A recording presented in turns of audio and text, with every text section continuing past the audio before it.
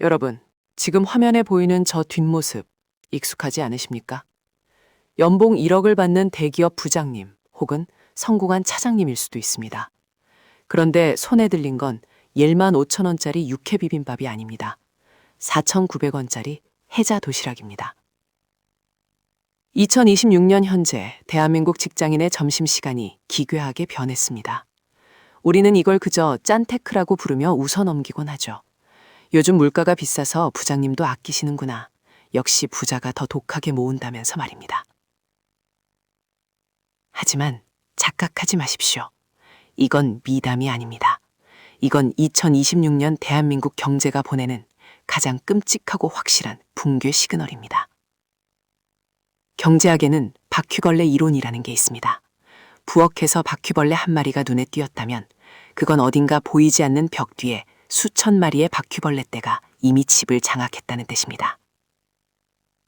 지금 여러분 눈앞에 보이는 편의점 도시락을 먹는 부장님, 이게 바로 그 첫 번째 바퀴벌레입니다. 도대체 이 도시락 하나 뒤에 어떤 거대한 경제적 재앙이 숨어 있는지 오늘 그 소름 끼치는 진실을 낱낱이 까발려드리겠습니다. 채널 고정하세요. 오늘 영상 끝까지 안 보시면 여러분 자산이 저 도시락값보다 싸질 수도 있습니다. 자, 팩트부터 체크합시다. 2026년 여의도와 강남의 점심값은 평균 15,000원 시대입니다. 그런데 놀라운 건 편의점 도시락 매출을 견인하는 게 돈 없는 사회초년생이 아니라는 겁니다.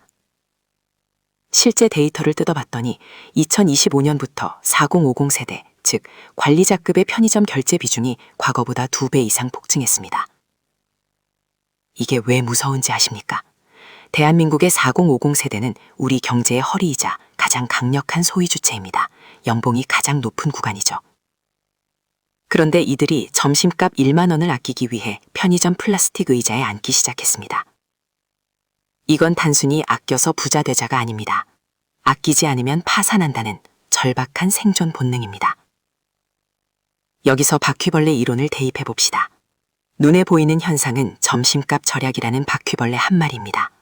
그렇다면 벽 뒤에 숨어있는 수천 마리의 바퀴벌레 떼는 무엇일까요? 바로 가처분 소득의 완전한 고갈입니다. 연봉 1억이라 해도 세금 떼면 월 650만 원 남짓입니다. 여기에 영끌에서 산 아파트 주담대 원리금 300만 원 나가고 아이들 학원비 200만 원 빠집니다. 관리비, 통신비, 보험료 내고 나면 쓸 수 있는 돈이 0원이거나 마이너스라는 소리입니다. 중산층의 현금 흐름이 완전히 막혔습니다. 가장 안정적이어야 할 계층이 점심값마저 감당 못하는 상황. 이건 소비 침체의 시작이 아니라 소비가 증발하고 있다는 뜻입니다.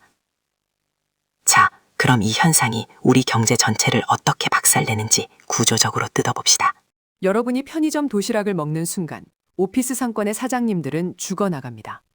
실제로 최근 식당 폐업률이 급격히 치솟고 있습니다. 이게 남의 일 같죠? 천만에요. 이건 내수 붕괴의 도미노입니다. 직장인이 지갑을 닫으면 자영업자가 폐업하고 임대료를 못 냅니다. 상가 공실이 늘어나면 대출을 받아 상가를 산 건물주들이 이자를 못 내고 결국 이들에게 돈을 빌려준 이 금융권의 연체율이 폭등합니다. 보이십니까?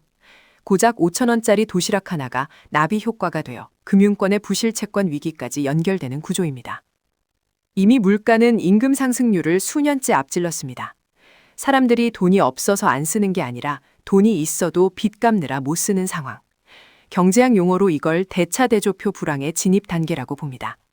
일본의 잃어버린 30년이 바로 이렇게 시작되었습니다. 편의점 도시락은 그 거대한 빙산의 일각일 뿐입니다. 자, 여기까지 들으면 숨이 턱 막히시죠?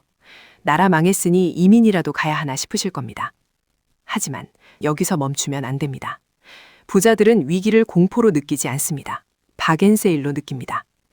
모두가 편의점 도시락을 먹으며 떨고 있을 때 누군가는 이 바퀴벌레 이론을 역이 이용해서 엄청난 기회를 잡고 있습니다.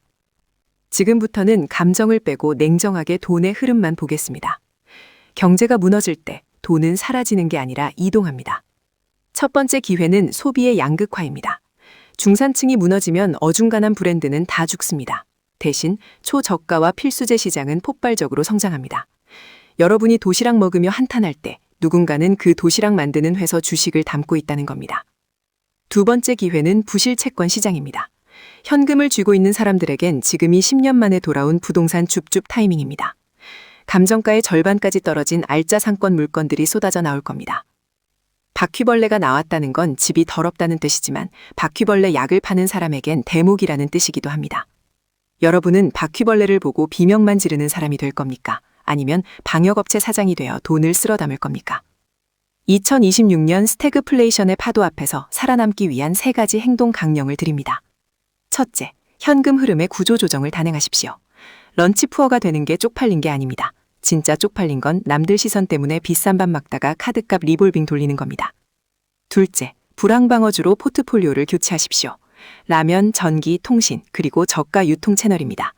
경기가 바닥을 칠 때도 배당을 주며 버티는 기업으로 자산을 옮겨 타십시오. 셋째, 금리 인하의 타이밍을 노려 채권과 리츠를 주시하십시오. 경기 부양을 위해 금리를 내릴 수밖에 없는 시점이 옵니다. 그때 바닥에서 피를 흘리고 있을 때가 바로 분할 매수의 기회입니다. 편의점 도시락 먹는 부장님, 처음엔 그저 안쓰러운 풍경인 줄 알았습니다. 하지만 그 이면에는 무너지는 중산층, 폭발 직전의 가계부채가 숨어 있었습니다. 바퀴벌레 이론이 경고하는 진짜 공포는 위기가 왔다는 사실 자체가 아닙니다. 위기가 왔는데도 아무런 대비를 하지 않는 안일함입니다. 2026년 경제의 판이 바뀌고 있습니다. 누군가는 도태되겠지만 이 영상을 본 여러분은 위기 속에서 부의 사다리를 발견하는 포식자가 되시길 바랍니다. 구독과 좋아요로 이 기회를 놓치지 마십시오.